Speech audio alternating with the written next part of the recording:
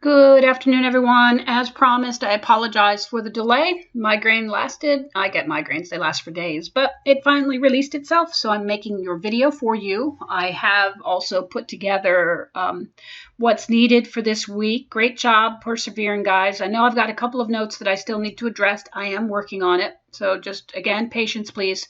But let's go ahead and look at what's needed for week 2. So week 2, we are working on responsive. Okay, so this is going to go into your folder that you're going to place this inside of your directory for week 2. Okay, so that then you're going to give me the link and I'll be able to click on week 2 and I'm going to be able to see this assignment. Okay, now reading, these are just things that you need to, these are things that you can go through. I did tell you that from the book, it's chapter 17 from the book that you guys used in GD 230. So review that. But I'm also going to I'm going to show you something that I just threw together, and you guys can take a look at it, and we'll go over that. Now, let's go ahead and take a look at what's needed. So using the provided text, so here's your text. So when we click on it, you've got this Radio Shack TRS expansion information here. So, so you're going to use this text here. There's your text. And then you've got 2 lovely images that you're going to also use. This is going back in the day, isn't it? Yes, it is. All right. So there you go. So you're going to take those 2 images, and those are also going to be including in this. Now it says, providing the text images, create a responsive layout that includes 3 breakpoints that would work with typical mobile, tablet, and desktop environments. Both images must be used in a minimum of 1 of the breakpoints. The text must be in 2 columns. Be sure your markup is semantic, your CSS is linked, and you include any necessary meta tags. We're just working with HTML and CSS only. We are doing media queries. You're going to hand code media queries, but I did a quick little thing here for you guys to see what you guys need to do. But you're going to have to tweak it to make sure that it fits all the necessary requirements. All right, so I opened up Visual Studio, and you're going to want to create a quick little HTML with some, of course, this is where your text is going to go. So you're going to take your Radio Shack text and you're going to place it in here. I went ahead and just put some of the Lorem Ipsum text in here just for the sake of showing you guys what's needed. Okay, so I have an index page, I have a CSS page. Okay, now the index page, literally just, there's the meta tags, and I've linked my style sheet, style.css. I threw this all in a root folder on my desktop called responsive, and there's my index and there's my CSS. Okay, so this is the basics for it's just a basic. You're going to put your images in there too, right? Yes. All right, now what you have to determine, though, is really that's the styling, which is going to be where you're going to have to put stuff together. So let me go ahead and open up this file so that you guys can see it, so we can see what this looks like, and I can show you. I'm using Chrome right now, so this is what it looks like. Now, I just put in a box so that you can see this. So there's my Lorem Ipsum. There's my gibberish down there, right? Let me go ahead and open this up so you guys can see it. And when it's maxed out, it goes across. Now, of course, I've told it I have some constraints on it, so that's doing this. So let's go ahead. Now let's just say that's for desktop. And then as we come in, what I did is it's going to turn red. It's supposed to turn red. It doesn't always work for some reason. There it goes, red. That's one of my media queries. And it's still 2 columns. And now I go down to 1 column, and then we turn it so that I've put a little box in here so that you guys can see what's happening, okay? So think of those, how is the terminology used? The wording's a little weird. But those breaking points, so that's 1, that's 2, and then we have 3. Okay. Okay, so when we get down to cell phone level, you're going to want a single column. 2 columns is not going to work. So let's go ahead and look at what the code is needed here.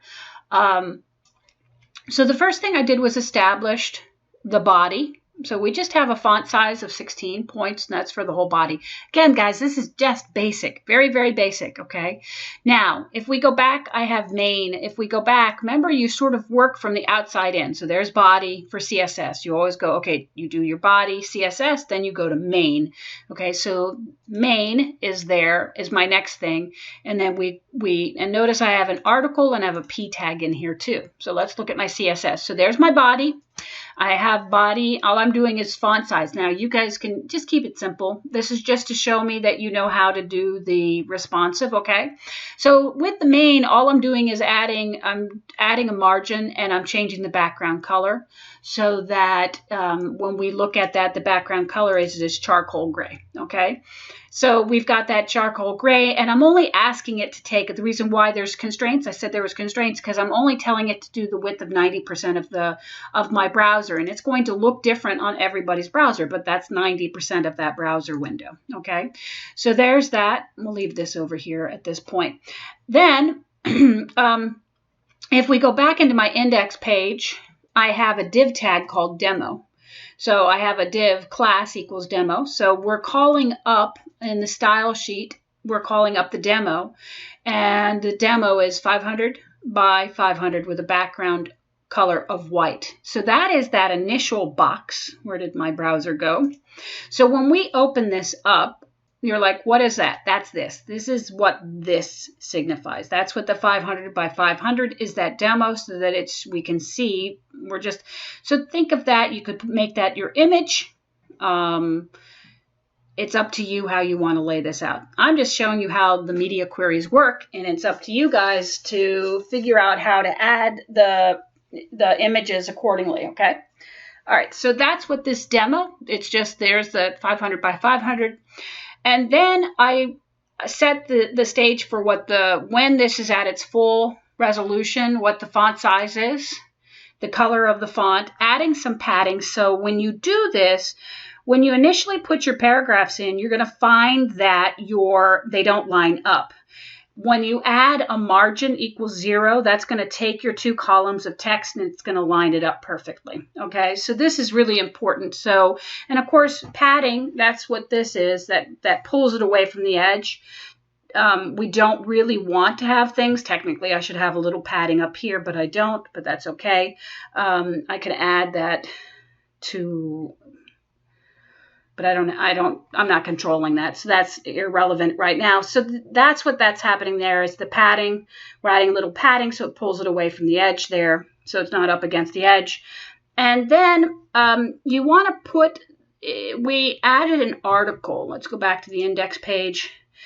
Put the text inside of an article just so that you have better control. Okay, so you want to make sure that it goes into the article tag.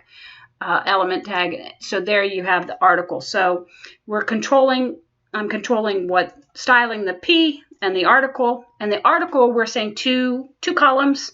And I'm also controlling the gap between the columns.